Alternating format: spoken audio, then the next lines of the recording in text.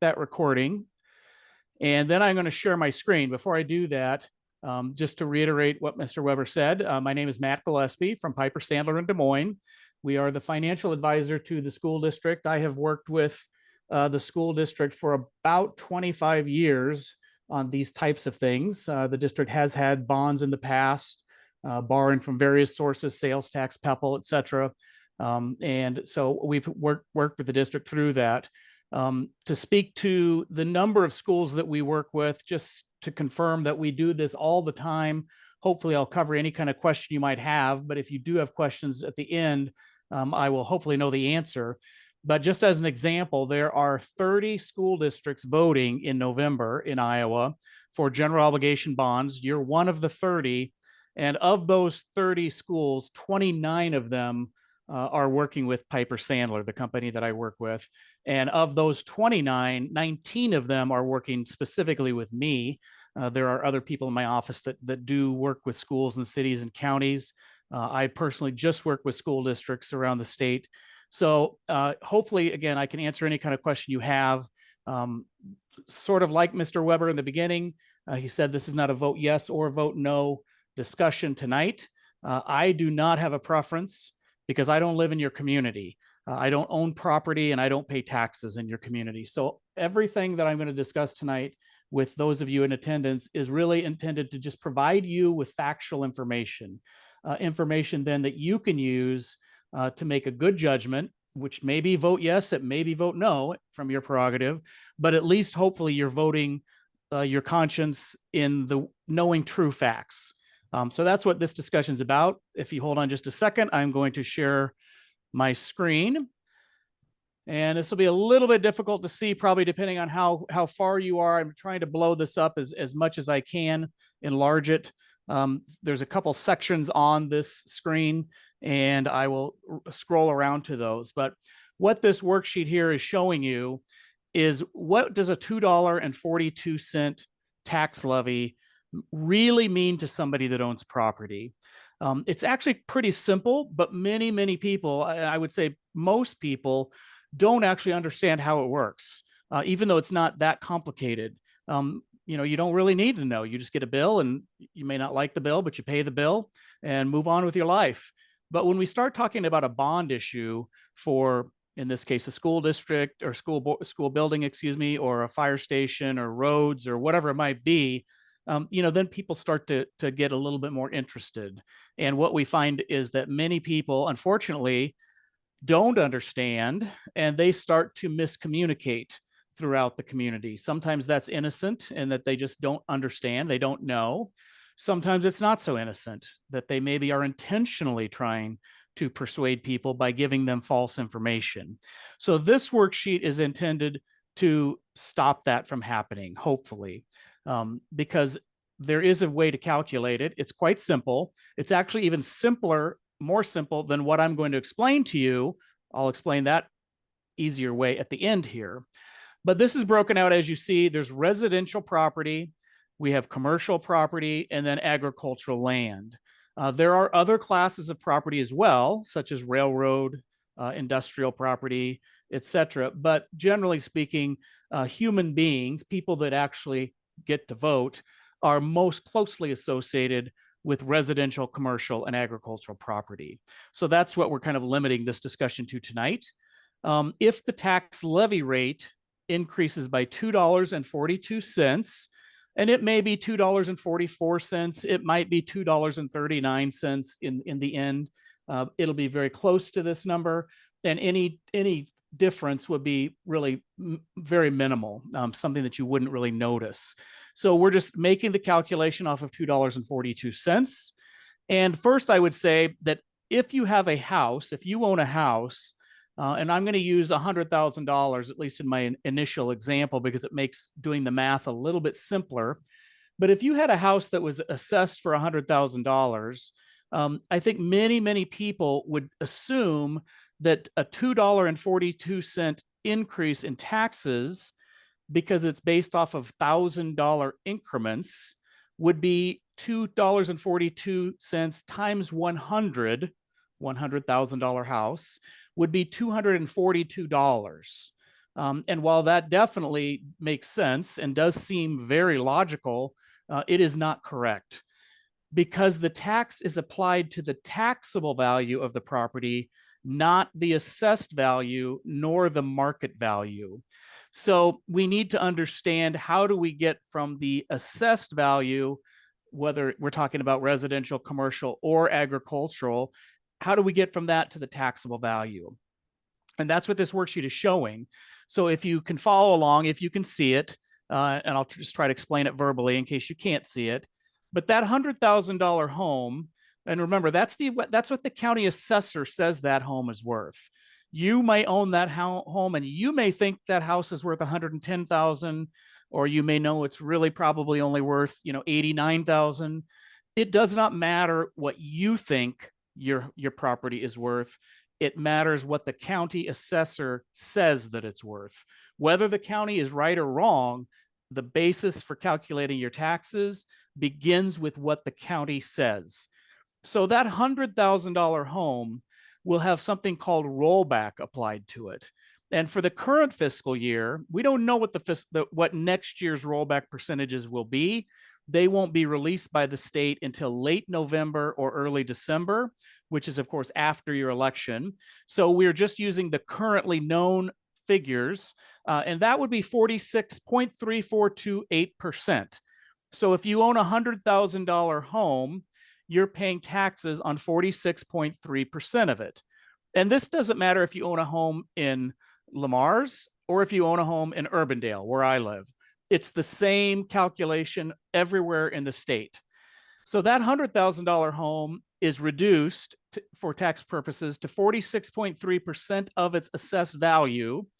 And then, as long as it's the house that you live in more than 50% of the time throughout the year, so it's your residence, you can claim what's called homestead credit. And most of you probably did that when you bought the house. Your realtor might even have done it for you, but you go to the county courthouse. If you haven't done it, then you should go to the county courthouse tomorrow and do it. But what it does is it reduces the taxable value by an additional $4,850, which isn't that meaningful when we talk about the bond. But when we apply the entire tax rate, the city, the school, the county, the community college, et cetera, to that homestead credit, it does produce a meaningful discount in your tax bill. But that would be for everyone that owns the house, the primary house. If you own 20 different houses because you are a landlord and you just own lots of property, you only get the homestead credit on the one house that you live in, not the other ones. But assuming that that's you, a $100,000 house, it's your primary residence, you're going to be paying taxes this current fiscal year on $41,493. So it then becomes that 41.493, because we do want to talk about $1,000 increments, applied to the $2.42. So 2.42 times 41.493, $41,400 of taxable value. So that would be about $100 a year, or just above $8 a month, in order to generate this roughly $49 million for the school district to build an elementary, et cetera. Now, it's just a coincidence that the $100,000 house has the $100 tax impact. That's literally a coincidence.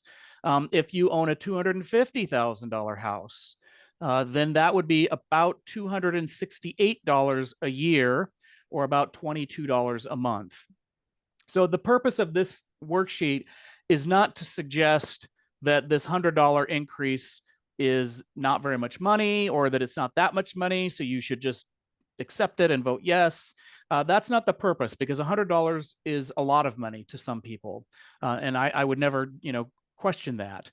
But the purpose is to make sure that you understand, in this case, the example of a $100,000 home, it's not $242, which is what would make sense, and many people would calculate it that way. Instead of a $242 increase, it's closer to a $100 increase per year for that $100,000 home. Now, residential property and commercial property by law are supposed to be assessed at between 95% and 105% of the actual market value. Now, that had not been done, not just in Plymouth County, but all across the state.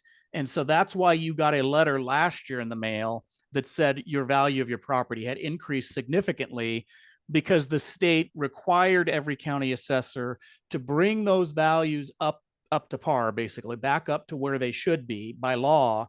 But that does not mean necessarily that your taxes were increasing. For example, the house that I live in Urbandale, the city of Urbandale, the school district of Urbandale, my home's assessed value increased by 29%. But my taxable value and the amount of taxes that I will pay, it's only increased, and I don't mean only, any increase is certainly not desirable, but it's sometimes necessary. But my taxable value only increased by about 3%.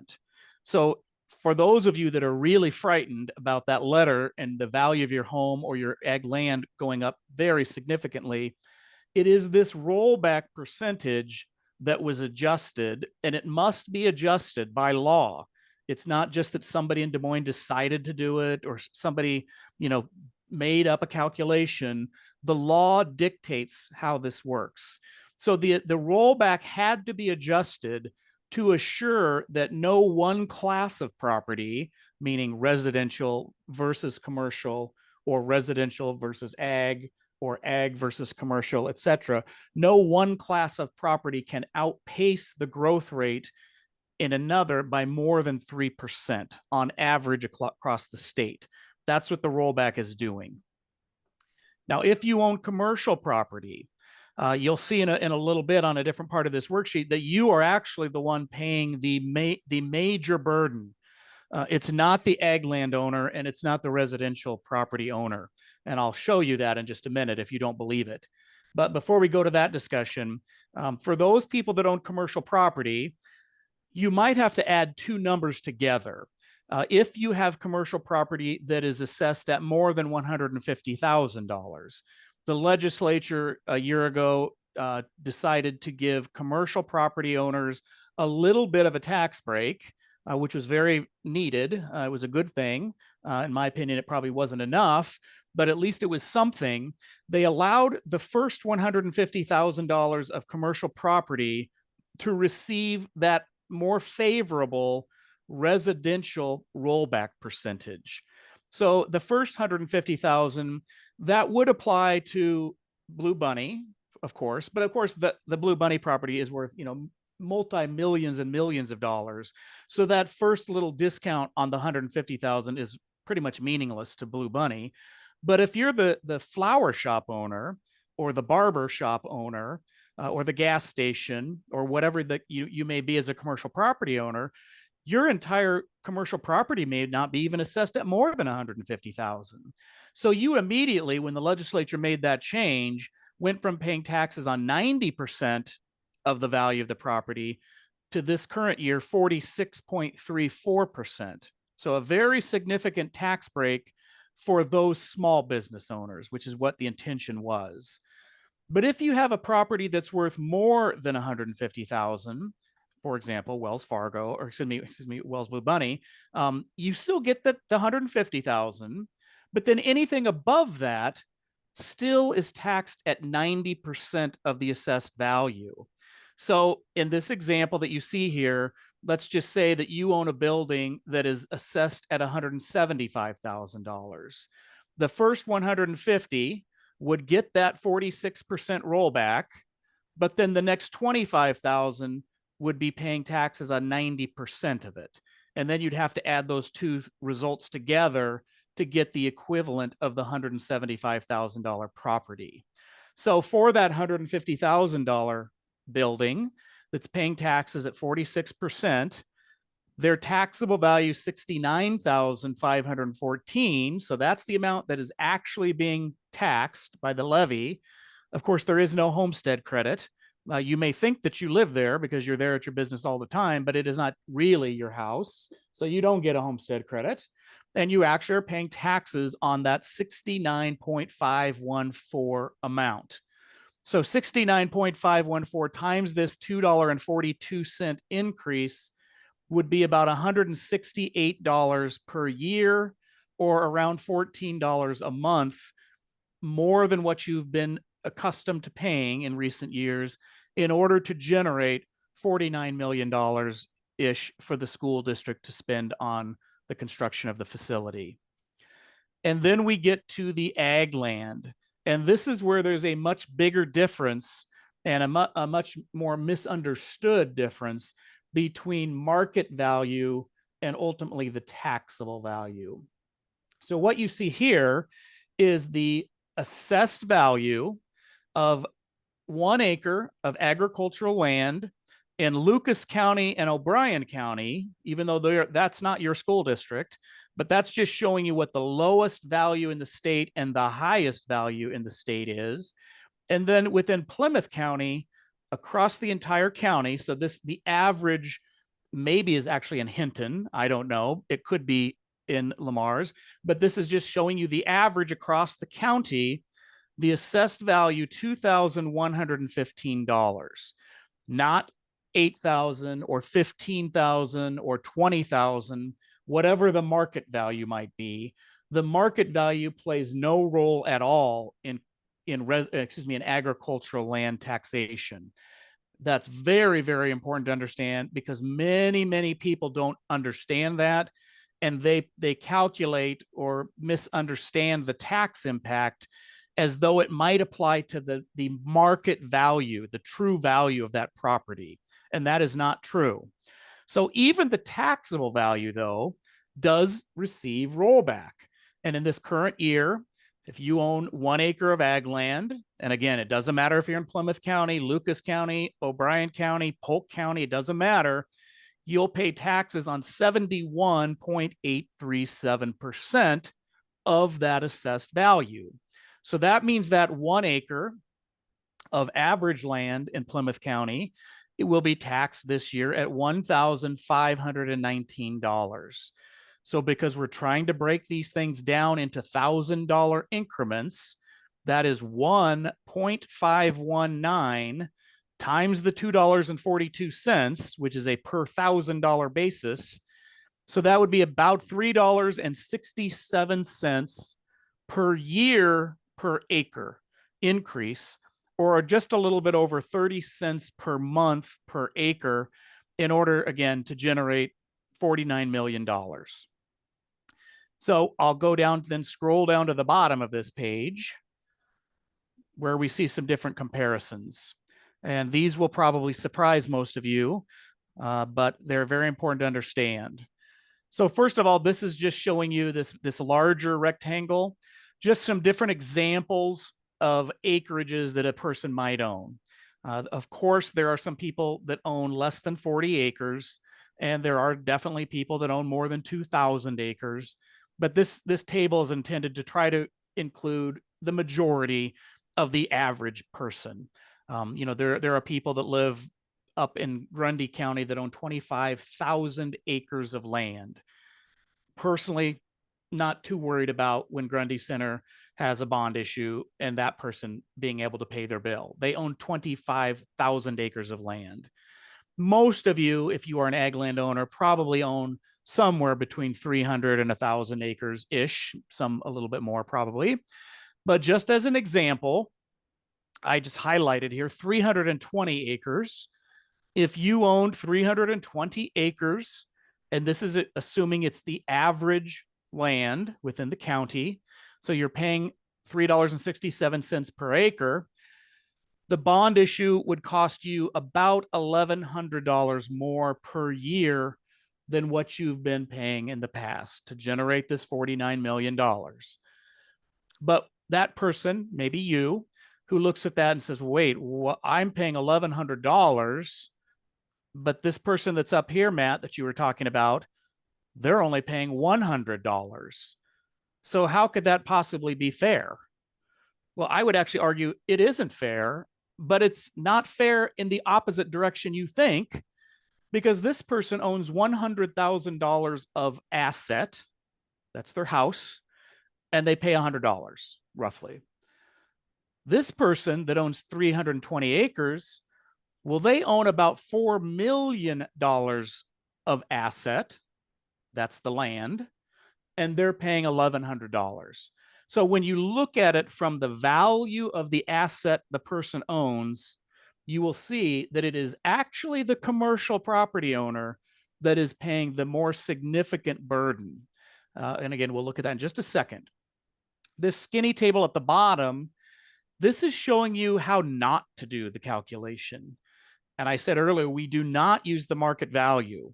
But if you did, by mistake, and this is showing an average market value of $12,416. That's what Iowa State University Extension said the average market value was in Plymouth County about 2 years ago. We don't have any more current numbers. I would argue, although I don't know, I'm not a expert on property. I would definitely argue that most people are selling their land for more than that. But this calculation is just based off of that, since it's a sourced fact that we can get from Iowa State University.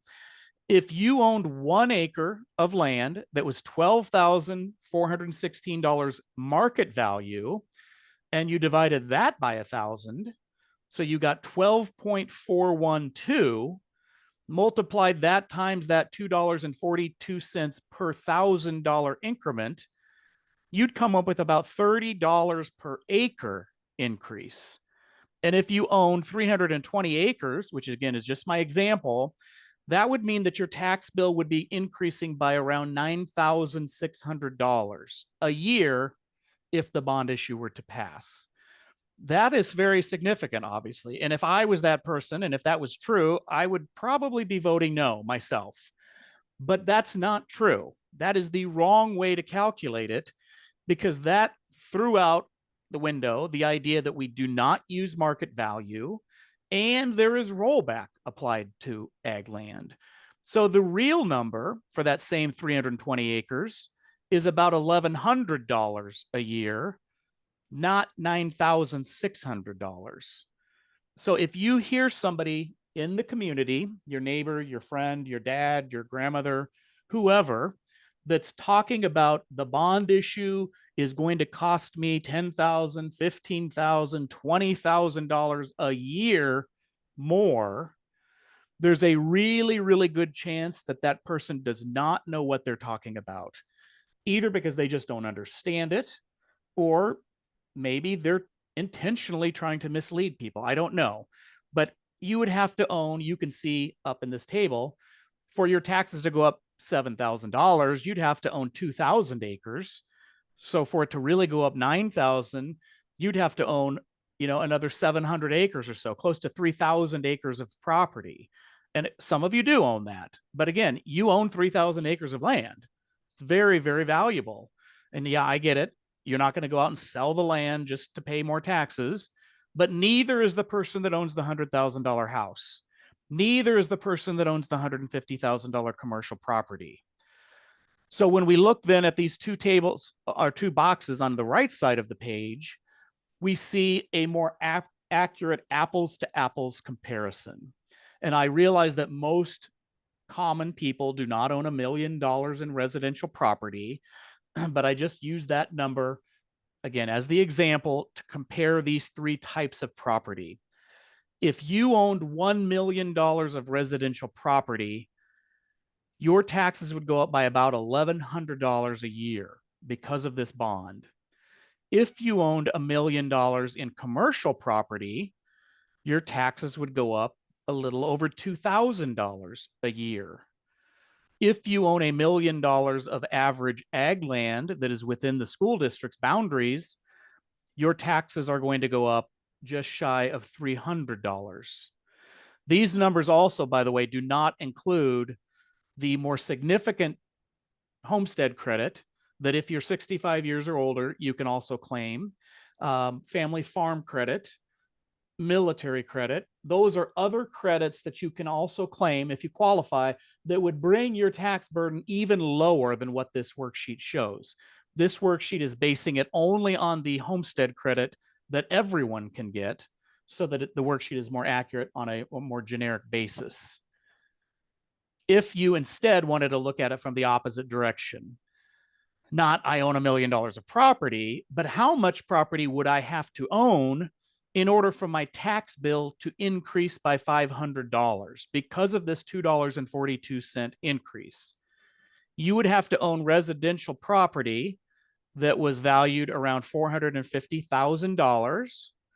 You would only have to own about $300,000 of commercial property to have that same $500 burden increase, but you would need $1.6 million of agricultural land in order to be resulted in $500 tax increase. So this is where I'm saying the commercial property, and if you happen to be a commercial property owner sitting there in the district gymnasium, you already know this. You are paying pro rata per dollar of value of an asset that you own. You are paying a significantly larger burden, even with the more significant rollback that the legislature provided 2 years ago. So I'll stop talking for a second and see if anybody there has questions about any part of this worksheet, the tax part of it, the bond itself. I didn't go into that, but if you want to ask questions about the structure or how does the bond work, that type of thing, you can ask any question you want. So I'll stop talking and see what questions, if any, you have. Any questions? Got the guru right here. If you have a question, that's the time to ask. Matt, with the Mars Bay School District, if this bond issue passes, we're looking at 20 years, correct? Yeah, that's right. So the bond would be structured, at least initially, over 20 years. Now, that does not mean that the bond will be outstanding for 20 years. And in fact, very rarely is a bond actually outstanding for the entire period, because what could happen, although we don't know that it's going to happen, so I can't promise anybody there that this is going to happen, but it's very, very common over a 20-year period that we might see interest rates decline, which of course just yesterday we did see begin to happen. It could be that the district issues the bonds 20 years, and then a few years from now, interest rates are lower, and the school board takes the opportunity to refinance that debt. That's a very common thing to happen. By doing that, it's just like if you or me refinanced our home mortgage. It's the same concept. You replace higher interest rates with lower interest rates and save interest cost. In fact, your school board has done that. You don't have any debt right now, but you have had debt. And over the last 25 or so years that I've worked with the district has refinanced some of the debt that they had. And that immediately saves property tax money, or in the case of the sales tax bond, which we're not talking a lot about tonight, but if you want to ask questions about that, you can as well. But it could be also saving money in the sales tax fund. And then again, there's another way as well that bond may not be outstanding for 20 years. This would be up to the school board, future school boards, to decide on an annual basis. Every school district in the state has the authority to levy a tax levy up to $2.70 if they have outstanding general obligation bonds. Some districts can levy even higher, up to $4.05, if they have special voter approval. Your board does not have that. So legally, I know that you were talking about a $2.40-ish tax increase, and that is what we plan for it to be. But it could be up to $2.70 in the future. And so let's say that your property value, I'm going to exaggerate for a second to prove a point. Your property value is not going to double overnight. But let's just say that did happen, because it will increase over 20 years. Your property value is going to go up. As your property value goes up, the levy rate is going to come down to generate the same amount of money to make that bond payment. But let's exaggerate and say that overnight, all of the property in the school district doubled in value. If that really happened, then the tax levy rate that would be required would not be $2.42. It would be $1.21, half the levy rate, because the property is worth double the amount that it was worth. So if that were to happen, and of course it will happen, but on a much less dramatic scale. It may go from 242 to 239 to 237 to 220 to 210, over a few years. If that were to happen, and if future school boards were to determine that they wanted to just continue to levy $2.42 or even up to $2.70, and there are 60 school districts right now doing this in their budgets in fiscal year 25. It's called a surplus levy. So the school board could choose to levy that extra money. The only thing that it can be used for is for repayment of this debt, to repay the debt early. And as an example, again, I'm not promising that your board will do it. We don't know what the future school boards will do, but it is a tool that they have that they could choose to do. Johnston School District here in the Des Moines Metro, they built a brand new high school, now been 10 years ago. They paid off the 20-year bond that was needed to build that high school in 9 years. And their tax levy rate actually declined over that period of time because there were other portions of the school district's levy, general fund, management fund, other funds that could come down. But instead of letting the entire levy rate decline, the school board took advantage and continued to levy a higher bond levy rate and paid that off 11 years early. And for Johnston taxpayers, they saved $9 million in interest. That's $9 million that the property owners in the Johnston School District will never, ever be levied for. Fairfield did the exact same thing. Much smaller district, of course, much smaller bond issue, but they paid off a 20-year bond also in 9 years. And in that district, that saved a little bit over $1.5 million in interest. So that could happen at Lamar's. It may not. The school board may do it once. They may never do it again. They may do it 3 or 4 years in a row. If that's something that's of interest to you, either from a positive standpoint, i.e. saving taxpayers money, or a negative standpoint, hey, bozo, why didn't you let my tax levy drop? Pay attention to what's going on at your school board. Or maybe you should become a school board member yourself so that you can have some input into those decisions. But all of those decisions are made in public meetings with a published agenda. So you could see during budget season, which is generally kind of January and February, you can see what the school board might be contemplating. That certainly is not something that the school board is going to do in the next couple years because they'll be issuing these bonds if the bond issue passes. But once the bonds have been issued and there's no additional debt that needs to be issued, that's when the school board could choose to use that surplus levy tool. So that's probably more, Steve, than you wanted to hear, but that's kind of the answer to yes, it's 20 years. It could be shorter. Certainly, I'm not going to tell you it's going to be 9 years. Those were very aggressive school boards. They did really great things, but most school boards probably would not be quite that aggressive. But you could easily knock 3 or 4 years off of it by doing that. Nope, that's exactly what I want the audience to hear. So thank you. Yeah. Any other questions? Mr. Gillaspie. All right. What about questions for me? I don't have any more information for you at this time. So. So with this building, Very good question. Very good question. The question is, will this building be taken down? That has not been determined yet. What's going to occur is if the levy passes, there will be a school board committee that works with